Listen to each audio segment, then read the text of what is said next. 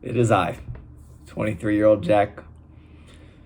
It is November 18th, 2023, and I just got back from Hawaii, and my plan was to go back out there, and now I'm realizing that I don't want to go back there at all. It's so funny because I've never had a time in my life where I felt so uncertain about what the future holds. Because it's funny, during COVID, my plans fell through. I didn't want to go back to Loyola, just with everything being online, and I also had got sent home and had online classes. But it was weird because I remember during that time I was thinking about going to Hawaii. I was thinking about just doing some different things. But I knew that I was in school. Um, and now it's weird because my dad actually said this really good analogy. That before he gave me the advice, I almost rolled my eyes because he loves giving me advice. And sometimes I'm like, dude, it just doesn't. Like, I always appreciate it, but sometimes I feel like he's a little redundant. But he gave me this really good advice. He said, right now, you're in the middle of a field. I want you to imagine 360 degrees, just field. And you can choose to start walking in any direction. But you need to pick a direction and you need to start walking. And I was like, fuck, that's super true. So I don't know. Yeah, there's never been a time in my life where I felt so lost. And it's weird because I don't feel necessarily this overbearing sadness or depression like I felt in the past. It feels more like I'm on the cusp of this waterfall and I'm about to fall down and I don't know. Yeah, kind of like that, or it feels like I've just decided to go skydiving and I'm gonna jump out of this plane, which I just did and it was super fun. Yeah, it just feels like I'm about to go off this waterfall and I'm trying to swim against it some, but it's coming. And I think that there's a couple things that keep me fighting the current that's looking to sweep me into this waterfall. The most obvious one just being the pressure that I put on myself. I think that's the biggest thing that I see recently coming to its natural conclusion. At least I hope. I really hope. It sucks. But yeah, for so long I put pressure on myself to change, to be more, to do these ambitious things that I've always just held so near and dear to my heart. And these ambitious things, such as I resonate deeply with tapping into our co-creative potential as a collective to reimagine a more beautiful world that more aligns with who we are. The power is us. We are the power. And I love this. I love the idea of building a movement. I love the idea of healing. I love the idea of just creating infrastructure and opportunities within us and amongst us as a collective where we can learn and grow and evolve. But most importantly, just heal and realize that this whole time that maybe our pain is a choice too, and that it can be working for us. That's just what feels so right. And I'm so curious too. I just want to explore and share beauty that I see. And I think that we just have so much potential as human beings. And I want to share this. And I want to demonstrate it too. So yeah, that's how I'm feeling. I do know my why, as much as I want to pretend like I don't. But I've noticed that this route has led me to put so much pressure on myself. And I had Angel Lady, the psychic that I see, if this is not me watching this or someone close to me. She's this kind of like channel that I go to see that talks to your guardian angels. And she said that in a previous lifetime, I had a lot of regret about the things that I didn't say and the things that I didn't do. And whether that narrative is true or not, I feel its ideology in my soul, in the heart of my being, just the amount of pressure that I put on myself to do this truth, to speak this truth that I feel like can really set the world on fire. And yeah, and I want to let it flow and let it grow. But for so long, I've plenty of time. I just need to take a second.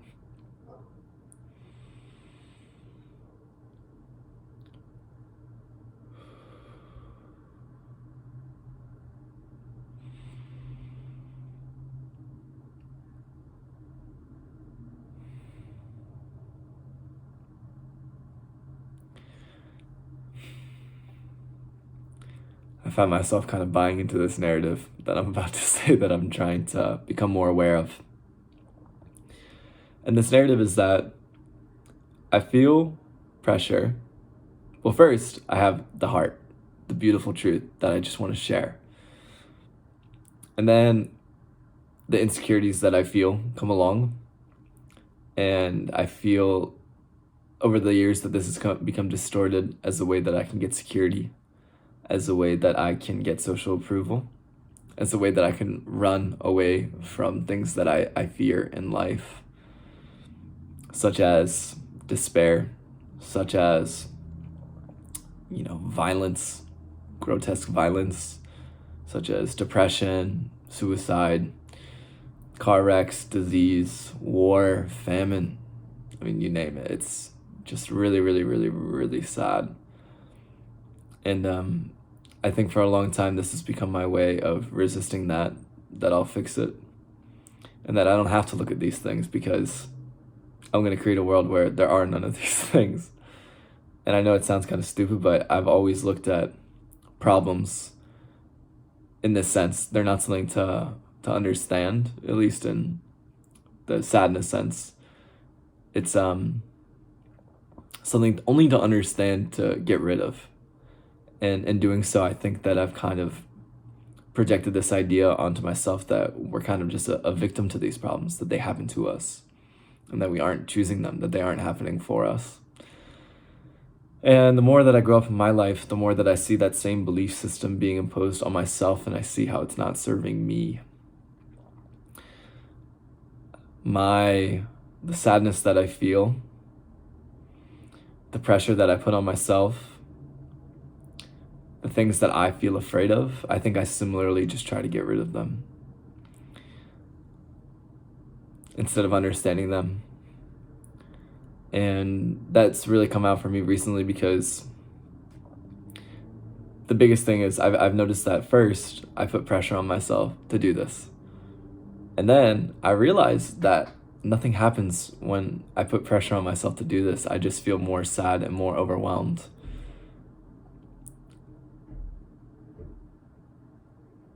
I think my mom's coming back.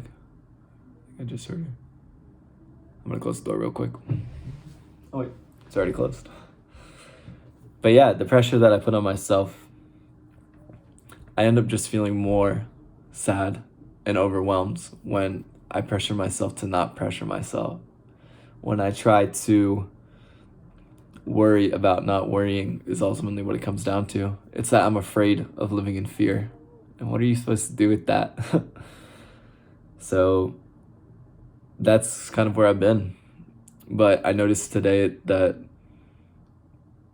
really I wrote something down really cool in my journal, which is being used to prop up this video. Shoot. I'll say it off memory, but I wrote down that I feel my worries, on some level, I really believe that I'm choosing them, but I don't think I'm choosing them. I think I'm choosing them on multiple levels. I think I'm first choosing them because I believe that they're serving me. I believe that it's good to worry on some level, just perpetually about things that hold some unknown, where I'm going to live, what I'm going to do with my career, even though I know how I'm going to do these things with my career, what the logistics look like. Well, at the end of the day, I just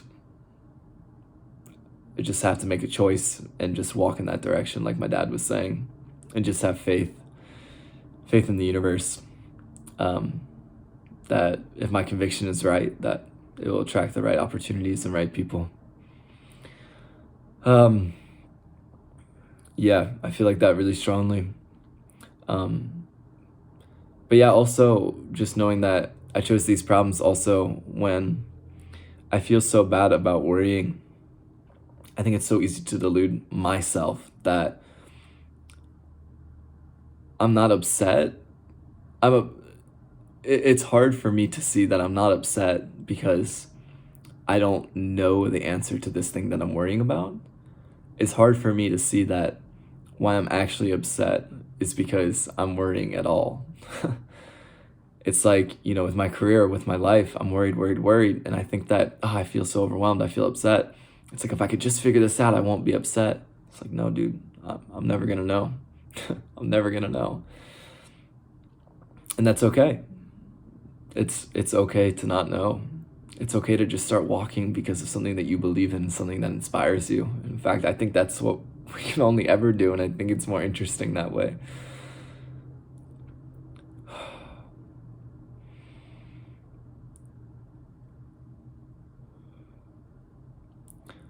I also feel very strongly that the overwhelm that I feel from worrying is actually asking me to go deeper and to become more intimate with myself and to see why I chose to do this in the first place, because I believe it's unnatural. It's unnatural to be so obsessive. And I think it is a choice that arose from a time when I had no other choice but to overthink.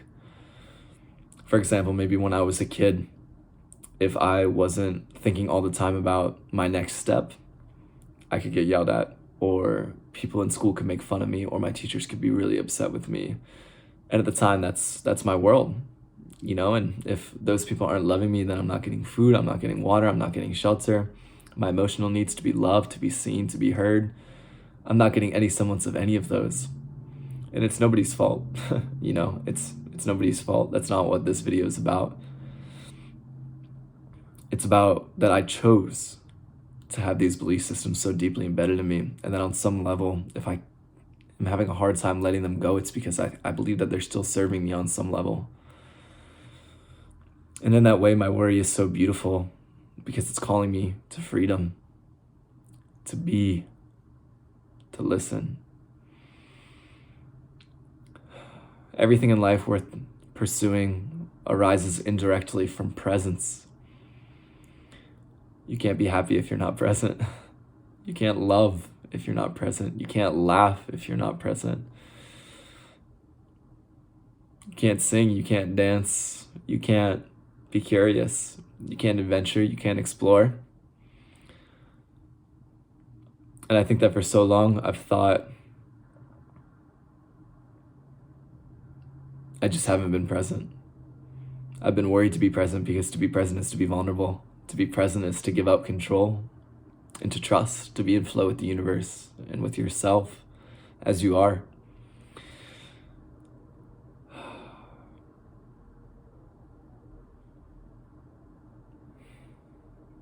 I don't want to run from the present anymore. I don't want to have to worry my way out of the present. I want to find the beauty that's here and now. And when I think all the time, perpetually, it's my way of saying that I think that there's something more valuable to be found than something outside of here.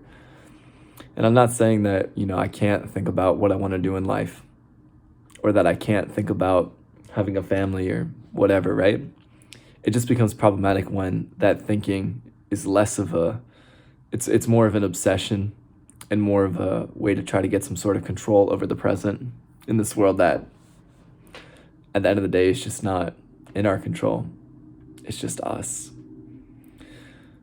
I'm kind of rambling a little bit. It's been 14 minutes. I don't know what I'm going to do with this video, but I feel pretty good. But yeah, to get back on track about what I want to say, because I'm going a bit all over the place. When I pressure myself to do what I want to vomit. When I pressure myself to not pressure myself, I want to vomit. I think at the end of the day, all we can really do is start walking with faith. Because I think deep down, all of us know that if something that we're walking for is worth walking for, what is that inside of you that's worth taking a step in that direction, even if you don't know if it's going to work out? What are you willing to double down on in your life? What are you willing to believe in? What are you willing to walk in the ring for? What are you willing to put it all on the line for? Because at the end of the day, pain, it just can't be avoided, and maybe it was never supposed to. So what are you willing to endure for? What are you willing to feel for? To live fully for? What is your compass? Where are you walking? But most importantly, why are you walking? Those are questions that I'm asking myself right now. Why? Why am I walking? What do I walk for? What do I walk into the ringer for? What do I walk in the field? Why do I choose this direction? What do I believe in? What's something worth pursuing, worth fighting for?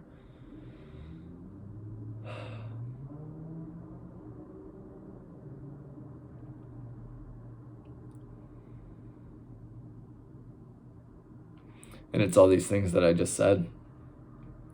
I believe that humans, all of us, every single one of us, we're just so beautiful, and we're part of this thing that is so confusing and beautiful at the same time. And it takes so much courage just to wake up every day and be a human and to not know what's going on, but to carry on.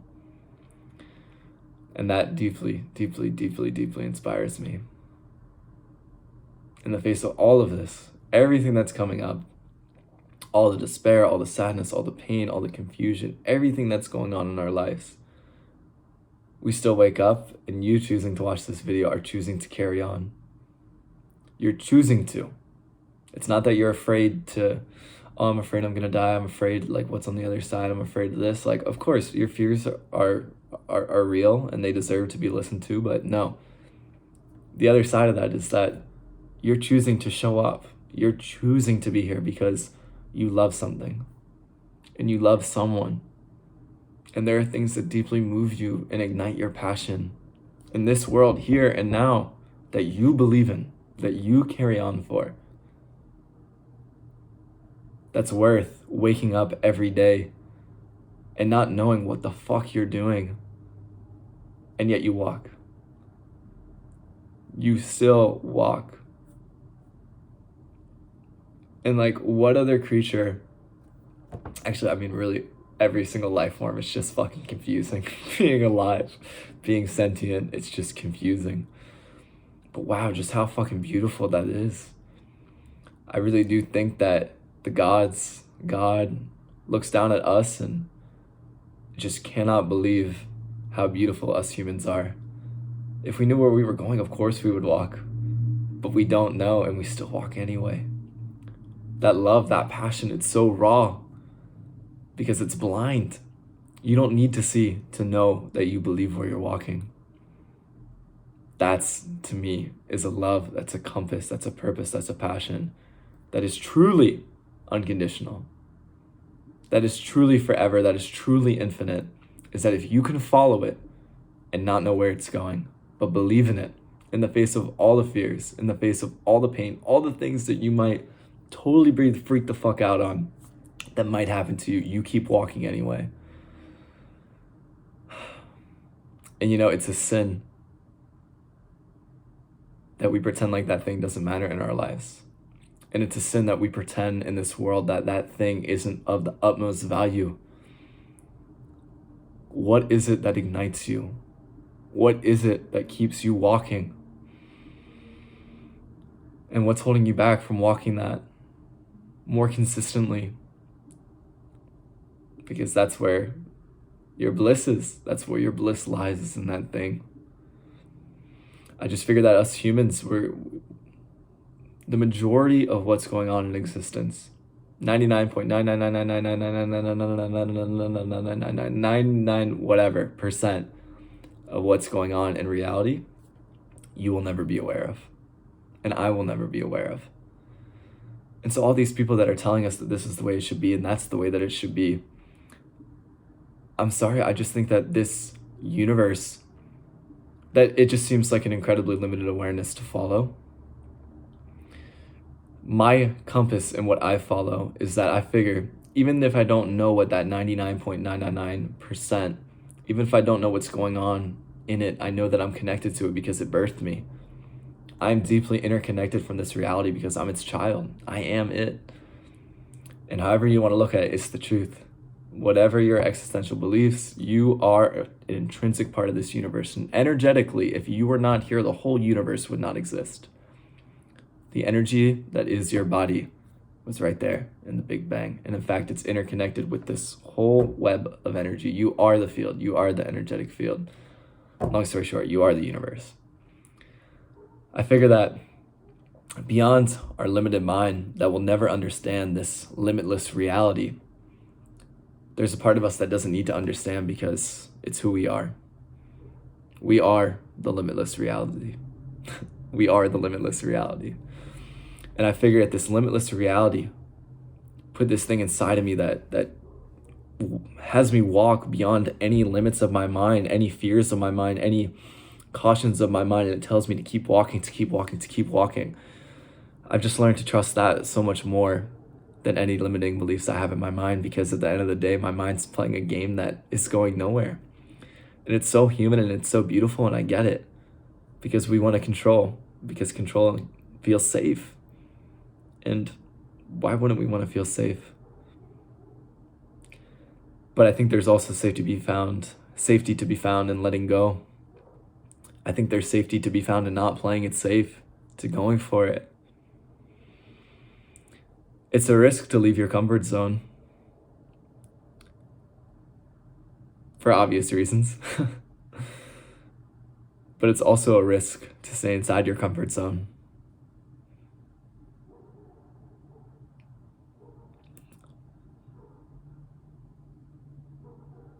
And that's all I gotta say. So, future Jack watching this, whoever I end up showing this to, I don't know. I feel good right now.